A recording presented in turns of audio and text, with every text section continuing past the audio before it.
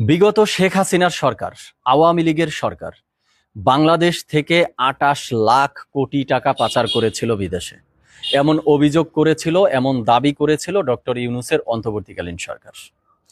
Doctor ইউনূসের সরকার এই দাবির পক্ষে বা অভিযোগের পক্ষে তখন ৪৯ পৃষ্ঠা সম্বলিত একটি প্রতিবেদনও প্রকাশ করেছিল এবং ডক্টর ইউনূসের সরকার বলেছিল তারা এই পাচারকৃত বিশাল অ্যামাউন্টের টাকা বাংলাদেশে ফিরিয়ে নিয়ে আসবেন। তখন বিভিন্ন মহল থেকে সন্দেহ দেখা দিয়েছিল, অনেকেই প্রশ্ন তুলেছিল এর সত্যতা নিয়ে, যে আওয়ামী লীগের সরকার যদি এত বিশাল অ্যামাউন্ট ২৮ লাখ কোটি টাকা পাচার করে থাকে, তাহলে তিনটি টার্ম তারা রাষ্ট্র পরিচালনা করলো কি দিয়ে? রাষ্ট্রের যে এত এত উন্নয়ন তারা করেছে, উন্নয়নের রোল মডেলে দাঁড় করিয়ে দিল রাষ্ট্রটাকে, সেটা কি দিয়ে করেছে, কিভাবে সম্ভব হলো? আওয়ামী লীগের সরকার তিনটি টার্ম নির্বাচনকে প্রশ্নবিদ্ধ করে একটা ফ্যাসিস্ট রেজিম কায়েম করেছিল, এটাও যেমন সত্য। আবার সেই ফ্যাসিস্ট রেজিম হলেও তারা যে এই দেশটিকে একটা উন্নয়নের রোল মডেলে দাঁড় করিয়েছে, এটাও তেমনই সত্য। আপনি মানবেন কি মানবেন না সেটা একান্তই আপনার ব্যক্তিগত বিষয়। আমি এটা মানি, সে একদিকে ফ্যাসিস্ট রেজিম কায়েম করেছে, কিন্তু অপরদিকে এই দেশের প্রকৃতপক্ষেই অনেক উন্নয়ন ঘটিয়েছে। এগুলো তাহলে কি দিয়ে করেছিল, এই নিয়ে অনেক প্রশ্ন তখন তৈরি হয়েছিল। বেশ ভালো, যাই হোক। কিন্তু এখন কথা হলো, ডক্টর ইউনূসের সরকারের আজ ১.৫ বছর পার হতে চলছে। একটা নির্বাচন দিয়ে এখান থেকে তারা সেফ এক্সিটও খোঁজার মতো সময় চলে এসেছে, অর্থাৎ ডক্টর ইউনূসের বিদায় ঘন্টা বেজে গেছে। কিন্তু সেই যে ২৮ লাখ কোটি টাকা পাচার হওয়ার অভিযোগ তুলেছিলেন, ৪৯ পৃষ্ঠার একটা প্রতিবেদন দিয়েছিলেন, সেই টাকার আপডেট কি? সেই টাকার হিসাব না দিয়ে আপনি কোথায় যাচ্ছেন? এই টাকা তো আমাদের জনগণের টাকা, আমাদের রাষ্ট্রের টাকা। তাহলে এই টাকা ফিরিয়ে নিয়ে আসার প্রতিশ্রুতিও আপনি দিয়েছিলেন, তাহলে সেই টাকার হিসাব দিয়ে যেতে হবে তো ডক্টর ইউনূসের সরকার। হিসাব না দিয়ে তো আপনি পালাতে পারবেন না। এই টাকা কোথায়? এই টাকার কত টাকা বাংলাদেশের ফান্ডে ফিরে এসেছে, সেই হিসাব আপনি দিবেন না? আজকে কালের কণ্ঠে একটা প্রতিবেদন এসেছে, সেখানে বলা হয়েছে সেই পাচারকৃত টাকার একটি সিঙ্গেল টাকাও বাংলাদেশে ফেরত আনা সম্ভব হয়নি, ডক্টর ইউনূসের সরকার ফেরত আনতে পারেনি। হ্যাঁ, এটাই বাস্তব। তাহলে টাকা গেল কোথায়, এই প্রশ্ন তো এখন দেখা দিবে। কালের কণ্ঠের প্রতিবেদনে আর কি কি এসেছে যদি জিস্ট কিছু অংশ বলি। ডক্টর ইউনূসের সরকার এই পাচারকৃত টাকা উদ্ধার করার জন্য বাংলাদেশের ৯টি রাষ্ট্রীয় প্রতিষ্ঠান থেকে ৯ জনকে নিয়ে একটি টাস্ক ফোর্স গঠন করেছিল। সেই টাস্ক ফোর্স বিভিন্ন রাষ্ট্রে ঘুরেছে, এই বিষয় নিয়ে বিভিন্ন রাষ্ট্রের ব্যাংকের সাথে মিটিং সিটিং করেছে। বাংলাদেশ ব্যাংকের গভর্নরও বিভিন্ন রাষ্ট্রের সেন্ট্রাল ব্যাংকের সাথে গিয়ে সাক্ষাৎ করেছে, মিটিং সিটিং করেছে। এই টাস্ক ফোর্সের বিভিন্ন রাষ্ট্র ভ্রমণ করা, ভিজিট করা, বাংলাদেশ ব্যাংকের গভর্নরের বিভিন্ন রাষ্ট্রের সেন্ট্রাল ব্যাংকের সাথে গিয়ে বসে মিটিং সিটিং করা, এতে কি রাষ্ট্রের গচ্ছিত টাকা খরচ হয়েছে না? আরো লাখ টাকা খরচ হয়েছে না কোটি টাকা খরচ হয়েছে, সেই অ্যামাউন্টের দিকে আমি যাচ্ছি না। টাকা তো খরচ হয়েছে। টাকা খরচ করলাম আমরা কি জন্য? হারানো টাকা ফিরিয়ে নিয়ে আসার জন্য, তাই না? তাহলে হারানো টাকা ফেরতও পেলাম না, আবার গচ্ছিত টাকা খরচ করলাম, এ কোন ধরনের তামাশা চলছে? কেন আজকের দিনে এসে শুনতে হবে যে একটা সিঙ্গেল টাকাও ফেরত আসেনি? তাহলে ফেরত যেহেতু ডক্টর ইউনূসের সরকার আপনি আনতে পারবেন না, তাহলে উল্টো গচ্ছিত টাকা আপনাকে খরচ করতে কে বলেছিল? এবং কালের কণ্ঠের প্রতিবেদনে আর একটা ইন্টারেস্টিং বিষয় আছে, খুবই ইন্টারেস্টিং। বিশ্ব ব্যাংকের বাংলাদেশে একটি অফিস রয়েছে, সেই অফিসের একজন সাবেক অর্থনীতিবিদ বলছে যে টাকা উদ্ধার করবে তো দূরের কথা, বিশ্বের কোন দেশের কোন ব্যাংকে বাংলাদেশের টাকা গচ্ছিত আছে সেই তথ্যই ডক্টর ইউনূসের সরকার বা এই টাস্ক ফোর্স বা যারা যারা চেষ্টা করেছে তারা কালেক্ট করতে পারেনি। কি ভয়াবহ কথা, কল্পনা করছেন? তাহলে এবার একটা কোশ্চেন সবার মাথায় আসবে কিনা, আপনি ১.৫ বছরের মাথায় এসে যদি আমাদেরকে শুনতে হয় যে আপনার কাছে এখন পর্যন্ত তথ্যই নাই বিশ্বের কোন রাষ্ট্রের কোন ব্যাংকে বাংলাদেশের সাবেক আওয়ামী লীগের কোন নেতার নামে কত টাকা আছে, তাহলে আপনি অন্তর্বর্তীকালীন সরকারের দায়িত্ব নেয়ার শুরুতে ৪৯ পৃষ্ঠার যে প্রতিবেদন দিয়েছিলেন, সেই প্রতিবেদন কোন তথ্যের উপরে ভিত্তি করে তৈরি করেছিলেন? কারণ ১.৫ বছর পরে এসে শুনতে হচ্ছে আপনার কাছে কোনো তথ্যই নেই।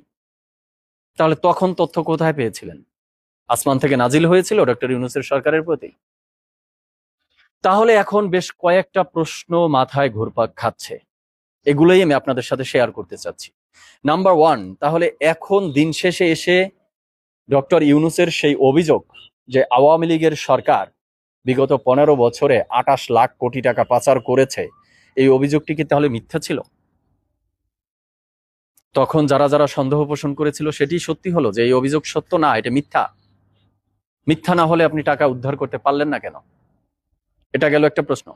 এখন যদি বলেন যে না, এই অভিযোগটি মিথ্যা না, আওয়ামী লীগের সরকার আসলেই টাকা পাচার করেছে, তাহলে দ্বিতীয় প্রশ্ন, এই যে টাস্ক ফোর্স, বাংলাদেশ ব্যাংকের গভর্নর বা এই সরকারের সহায়তায় এত চেষ্টা চালানো হলো রাষ্ট্রের নতুন করে গচ্ছিত টাকা খরচ করে, তাহলে তো টাকা ফিরে আসার কথা।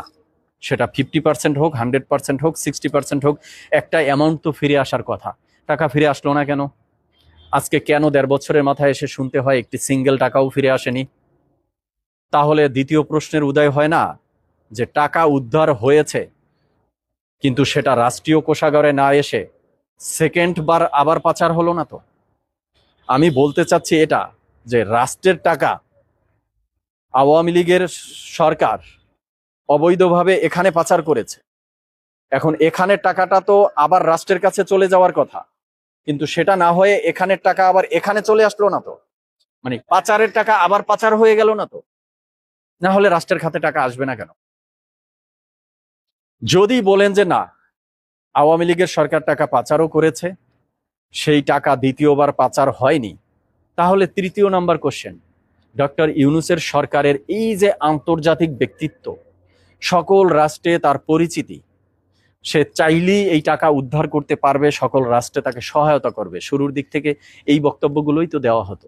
তাহলে এটা কি শুধুই একটা ফাঁকা আওয়াজ, ফাঁকা বুলি, ফুলানো ফাঁপানো একটা বেলুন মাত্র, আর কিছুই না? ভিতরে সব বায়ু হাওয়া? এই তিনটা প্রশ্নের জবাব আপনি কি দিবেন বলতে হবে আপনাকে। এবার আসি আরেকটা গুরুত্বপূর্ণ পয়েন্টে। ডক্টর ইউনূসের সরকার ক্ষমতায় আসার পর বলেছিল না যে তার সরকারের বডিতে যে উপদেষ্টা পরিষদ বডি রয়েছে, তাদের সকলের প্রাথমিক সম্পদের হিসাব তিনি নেবেন এবং সেটা প্রকাশ করবেন। সেই সম্পদের হিসাব তিনি নিতে পারছেন? তার তো বিদায়ের ঘন্টা বেজে যাচ্ছে, পারেননি। তাহলে এখন যে একটা নির্বাচন দিয়ে তিনি সেফ এক্সিট খুঁজতেছেন, কোন উপদেষ্টা কত হাজার কোটি টাকা নিয়ে বিদায় নিচ্ছেন, সেই তথ্য আমরা জনগণ জানতে পারবো? জানার কোনো উপায় আছে?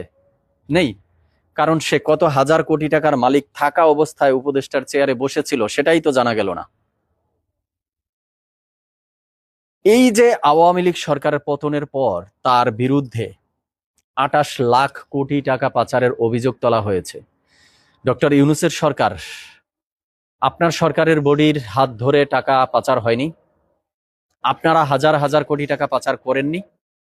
এনসিপির আহ্বায়ক নাহিদ ইসলাম কিছুদিন আগে যে বলেছিল যে আপনাদের আখের গুছানো শেষ, আপনারা সেফ এক্সিট খুঁজতেছেন, সেই আখের গুছানোর মানেও তো আমরা বুঝি। দেশের বাহিরে বাড়ি গাড়ি প্লট ব্যাংক ব্যালেন্স সবই তো আপনারাও করে নিয়েছেন। তাহলে আপনাদের বিরুদ্ধে এই টাকা পাচারের অভিযোগটা আমরা জনগণ কখন পাবো? মানে আপনারা চলে যাবেন, নতুন সরকার আসবে তারপরে?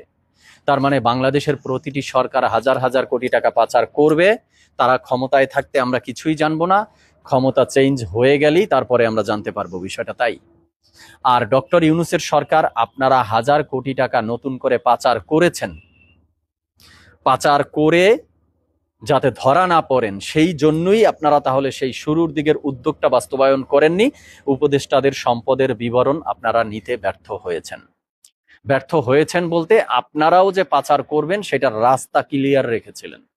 তাহলে বিগত 15 বছরের আওয়ামী লীগের সরকার যে অপরাধ করেছে, বিশেষ করে টাকা পাচারকে কেন্দ্র করে, আপনারা তো ডাবল করলেন।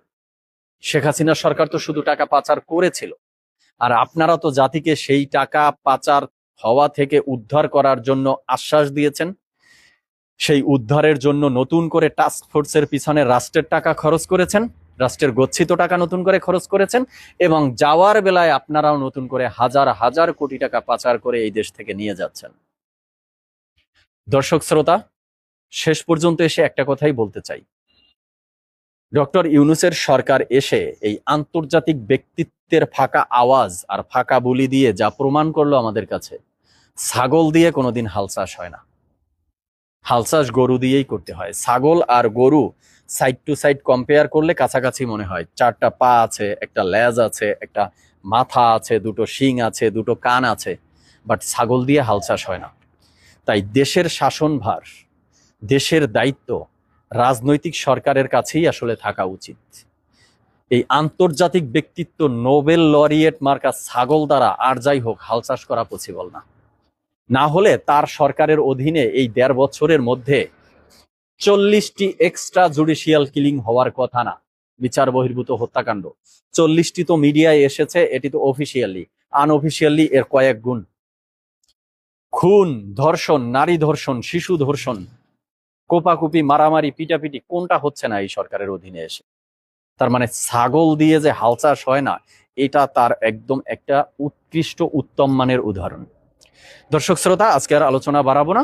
আপনারা আপনাদের মতামত কমেন্টে জানাবেন। সবাইকে ধন্যবাদ, ভালো থাকবেন।